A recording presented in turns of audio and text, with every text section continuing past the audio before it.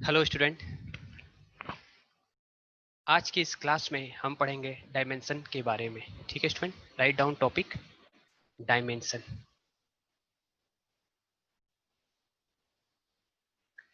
Student, मैं आपको ज़्यादा थ्योरी लिखाऊंगा नहीं, मैं आपको हर चीज़ समझाऊंगा।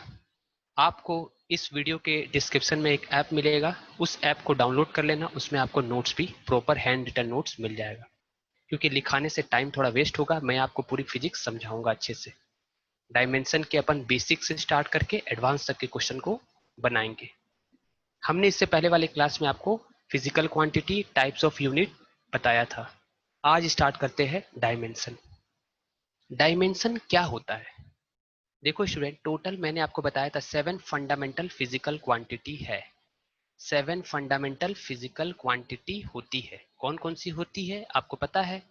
लेंथ होती है, ठीक है, मास होती है, टाइम होती है, ठीक है, टेम्परेचर होती है, amount of substance, write down student, amount of substance,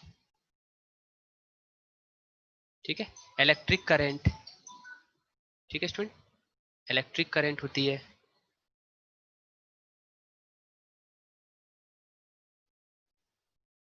electric current, write down, electric current. Okay student. और एक होता है, कितने हो गए, 1 2 3 4 5 6, एक होता है लुमिनस इंटेंसिटी। ठीक है स्टूडेंट, अब ध्यान से सुनना मेरी बात को। ये 7 फंडामेंटल फिजिकल क्वांटिटी है। लेंथ का यूनिट क्या होता है स्टूडेंट? एमकेएस यूनिट कहो या CGS unit, sorry SI unit कहो, लेंथ का मीटर होता है, मास का केजी होता है, टाइम का सेकेंड, टेम्परेचर का केल्विन, अमाउंट ऑफ सब्सटेंस का क्या, मोल, इलेक्ट्रिक करंट का एम्पियर, और लुमिनस इंटेंसिटी का होता है student CD, that is candela. इन दोनों का यूज, इसका यूज बहुत कम है, 11th 12th इंटरमीडिएट लेवल में आपको इसका यूज नहीं मिलेगा। अब स्टूडेंट बात आती है एक चीज की, डायमेंशन की। तो ये 7 फंडामेंटल क्वांटिटी का एक नोटेशन दिया गया है, एक रिप्रेजेंटेशन दिया गया है। ठीक है स्टूडेंट, जैसे लेंथ को रिप्रेजेंट किया जाता है, यहाँ लिख लो आप नोटेशन। लेंथ को कैसे नोटेशन दिया गया है, या लेंथ की डायमेंशन क्या है स्टूडेंट?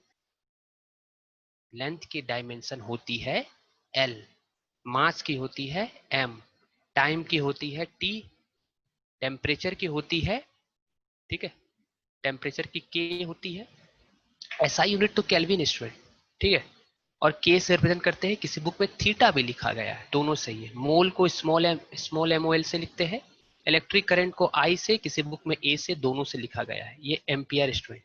साइंटिस्ट का जब भी नाम लिखो तो आपको कैसे लिखना है?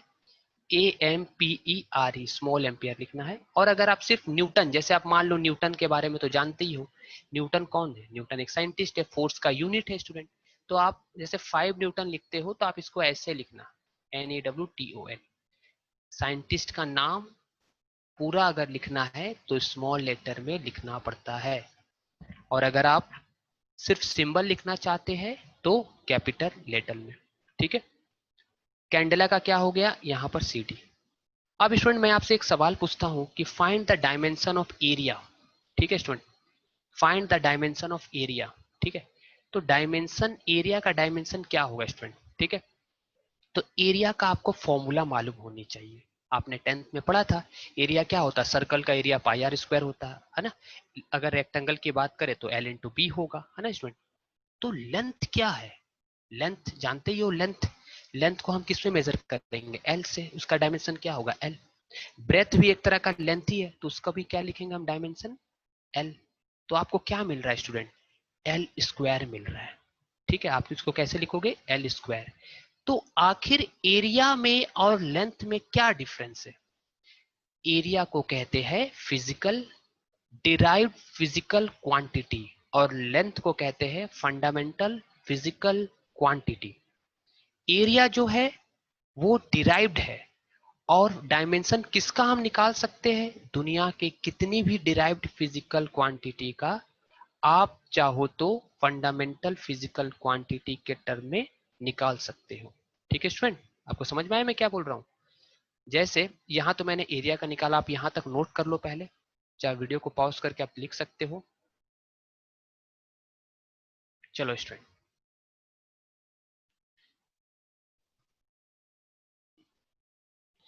अगर मैं आपको पूछूं कि व्हाट इज द क्वेश्चन लिखो, find the dimension of force, write down, find the dimension of force. आपको स्टूडेंट डायमेंशन निकालनी है किसकी? फोर्स की। आपको फोर्स की डायमेंशन निकालनी है। फोर्स क्या होता है? फोर्स एक फिजिकल क्वांटिटी है जो किस पे डिपेंड करता है? मास और एक्सेलरेशन पे। ठीक है स्टूडेंट, फोर्स किस पे डिपेंड करता है? मास और एक्सेलरेशन पे। मास का तो आप डायमेंशन जानते हो, एक फंडामेंटल क्वांटिटी है। एक्सेलरेशन का नहीं जानते हो, तो एक्सेलरेशन किस पे डिपेंड करता है स्टूडेंट? बताओ आप। एक्सेलरेशन इज इक्वल टू क्या होता है बताओ? चेंज, है ना, change in velocity upon, change in velocity upon time. क्या है? Change in velocity upon time. अच्छा, इसके बारे में मैं आपको बताऊंगा काइनेमेटिक्स में क्या एक्सेलरेशन क्या होता है। अभी तो सिर्फ फॉर्मूला का ही यूज है। डायमेंशन निकालने के लिए आपके लिए सबसे ज्यादा इंपॉर्टेंट है आपको सारे फिजिकल क्वांटिटी का फॉर्मूला याद होना। हर चैप्टर में आपको डायमेंशन के, हर चैप्टर में आपको नए नए फिजिकल क्वांटिटी मिलेंगे। ठीक है स्टूडेंट, और हर चैप्टर में आपको नए नए फॉर्मूला मिलेंगे। तो हर फॉर्मूला का यूज करके आप किसी भी फिजिकल क्वांटिटी का डायमेंशन निकाल सकते हो। ठीक है स्टूडेंट, चलो। अच्छा, यहाँ पर वेलोसिटी है। वेलोसिटी का फॉर्मूला आपको मालूम होनी चाहिए डायमेंशन निकालने के लिए।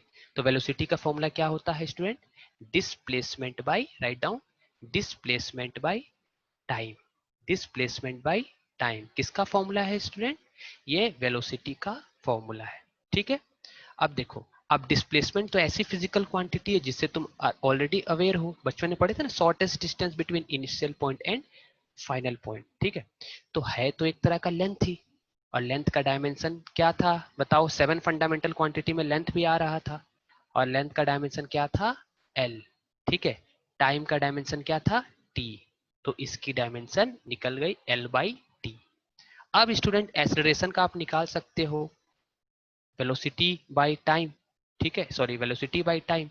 और वेलोसिटी का डायमेंशन, जैसे आपको डायमेंशन फोर्स का निकालना था, ऐसे लिख लो, डी ऑफ एफ। यहां भी लिख लो, डायमेंशन ऑफ इसका निकालना है। तो पहले हम किसका निकाल रहे हैं? पहले तो फॉर्मूला लिखे। ठीक है, तो हमने डिस्प्ले, पहले तो फॉर्मूला लिख लो स्टूडेंट ताकि कोई कंफ्यूजन नहीं रहे। अब हम साइड में आपको सबका निकाल करके बता,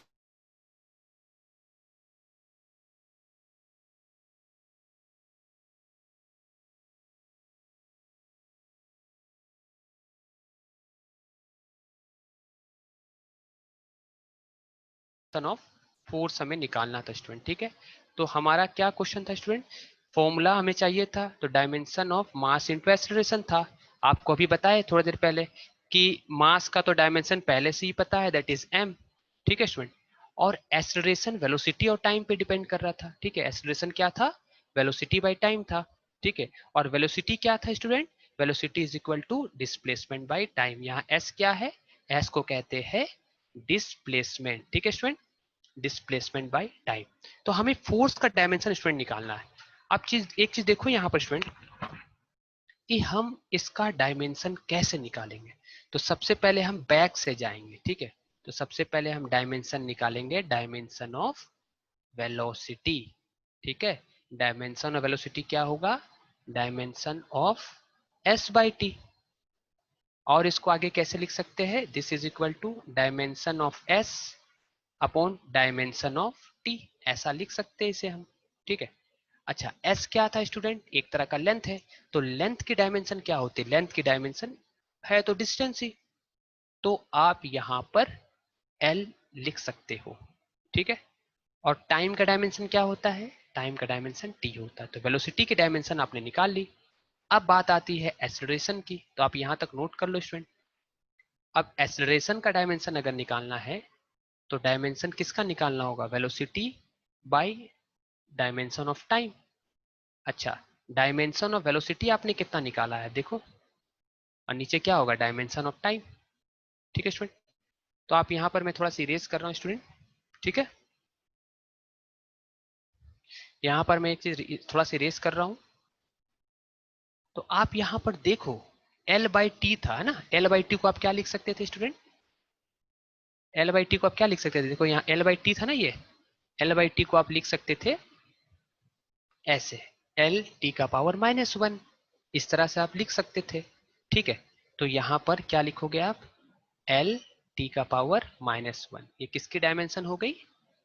ये डायमेंशन हो गई है किसकी? ये हो गई है वेलोसिटी की। ठीक है, ये वेलोसिटी की डायमेंशन हो गई। अब टाइम की बात करते हैं स्टूडेंट। टाइम की डायमेंशन क्या होगी बताओ?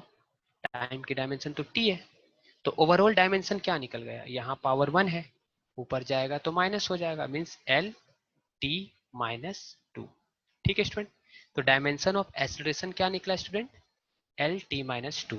तो हमें तो डायमेंशन फोर्स का निकालना था, तो फोर्स का डायमेंशन क्या होगा? Dimension of force is equal to dimension of mass into dimension of acceleration. ठीक है स्टूडेंट।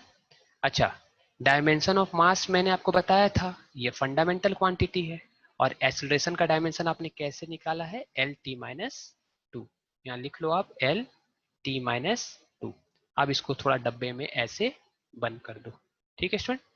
अब एक चीज जो समझने वाली बात यहाँ पर क्या है, मैं क्या बताना आपको चाहता हूँ कि आप एक चीज देखो, डायमेंशन ऑफ फोर्स आपने किसके टर्म में निकाला है?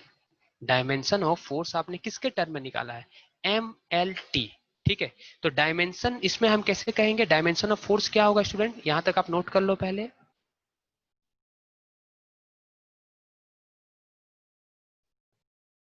ठीक है स्टूडेंट, चलो, तो हमने आपको बताया डायमेंशन ऑफ फोर्स जो होगा वो हमने क्या निकाला स्टूडेंट? वो मैंने निकाला MLT-2। ठीक है, ये डायमेंशनल फॉर्मूला है। ठीक है स्टूडेंट, डायमेंशन क्या होगा फोर्स का? लिख लो आप, dimension, write down, dimension of force. ये डायमेंशनल फॉर्मूला है स्टूडेंट, ये फोर्स का डायमेंशन क्या बोलेंगे इसे? इसे कहेंगे डायमेंशनल, डायमेंशनल फॉर्मूला है ये। ठीक है, ये डायमेंशनल फॉर्मूला है। और डायमेंशन ऑफ फोर्स क्या होगा स्टूडेंट? डायमेंशन ऑफ फोर्स लिख लो, यहाँ कुछ नहीं है मतलब 1 है, यहाँ 1 है, तो आप क्या लिखोगे? 1 इन मास, 1 इन लेंथ। ठीक है स्टूडेंट, एंड -2 इन टाइम। तो आप क्या समझ रहे हो? देखो, length, mass, time, temperature, amount of substance, luminous intensity के अंदर ये सब सारी चीज तो फंडामेंटल क्वांटिटी थे। तो आप, और फोर्स कैसा क्वांटिटी था? फोर्स था डिराइव्ड क्वांटिटी। ठीक है, तो डिराइव्ड क्वांटिटी को आप किसके टर्म में लिख दिए? आप फंडामेंटल क्वांटिटी के टर्म में, पावर के टर्म में लिख दिए। यही डायमेंशन स्टूडेंट। ठीक है, फंडामेंटल फिजिकल क्वांटिटी को, फंडामेंटल फिजिकल क्वांटिटी की पावर के टर्म में किसी भी फिजिकल क्वांटिटी जो डिराइव्ड फिजिकल क्वांटिटी है उसको आप लिख सकते हो। जैसे एक और एग्जांपल बताऊंगा स्टूडेंट, यहां तक नोट कर लो आप। चलो, ये तो क्वेश्चन है, तो डेंसिटी का पहले स्टेप होता है आप इसका फॉर्मूला लिख दो। ठीक है, डेंसिटी का फॉर्मूला होता है मास अपॉन, क्या होता है? मास अपॉन वॉल्यूम होता है। ठीक है, और मास तो एक फंडामेंटल क्वांटिटी है, तो मास को अब मास ही रहने दो। चलो, अगर ये एक क्यूबॉइड है तो वॉल्यूम ऑफ क्यूबॉइड क्या होगा? L × P × H। ठीक है, लेंथ भी एक तरह का लेंथ है, ब्रेथ भी एक तरह का ब्रेथ, मतलब लेंथ ही है, और हाइट भी एक तरह का तो लेंथ ही होता है ना, यहाँ से यहाँ तक जो भी हाइट है। ठीक है स्टूडेंट, तो अगर आपको डायमेंशन निकालना है डेंसिटी का, तो आप कैसे निकालोगे? डायमेंशन ऑफ डेंसिटी शॉर्ट में लिख रहा हूँ, आप लिख लो पूरा इसे, dimension of density mass upon volume. तो मास का डायमेंशन क्या हो गया? डायमेंशन ऑफ मास। ठीक है, ऐसे लिख लो। देखो, मैं अभी थोड़ा सा टाइम ले रहा हूँ, उसका बाद बहुत स्पीड से कराऊंगा, पहले हर चीज धीरे धीरे होनी चाहिए। यहाँ लेंथ हो गया, यहाँ ब्रेथ हो गया, यहाँ हाइट हो गया। तो मास का डायमेंशन क्या होगा? m, और डायमेंशन ऑफ लेंथ क्या होगा? l, ब्रेथ का भी क्या होगा? l, और हाइट का भी क्या होगा? l। तो आप इसको कैसे लिखोगे? डायमेंशनल फॉर्मूला क्या निकलेगा डेंसिटी का बताओ? इसका फॉर्मूला निकलेगा m1, पावर कुछ नहीं है तो 1, यहाँ 1 है 1 है 1 है, ये ऊपर जाएगा तो क्या हो जाएगा -1 -1 -1, तो ये कितना हो जाएगा -3। तो यहाँ पर टाइम का टर्म नहीं आया, किसी बुक में यहाँ टी भी लिखा रहेगा, जीरो लिख देगा, आप लिखो चाहे मत लिखो कोई फर्क नहीं पड़ता है। आज के लिए इतना ही, ठीक है स्टूडेंट, आज के लिए इतना ही। हम नेक्स्ट क्लास में इसकी एप्लीकेशन और यूजेस पढ़ेंगे स्टूडेंट, ठीक है स्टूडेंट, चलो थैंक यू।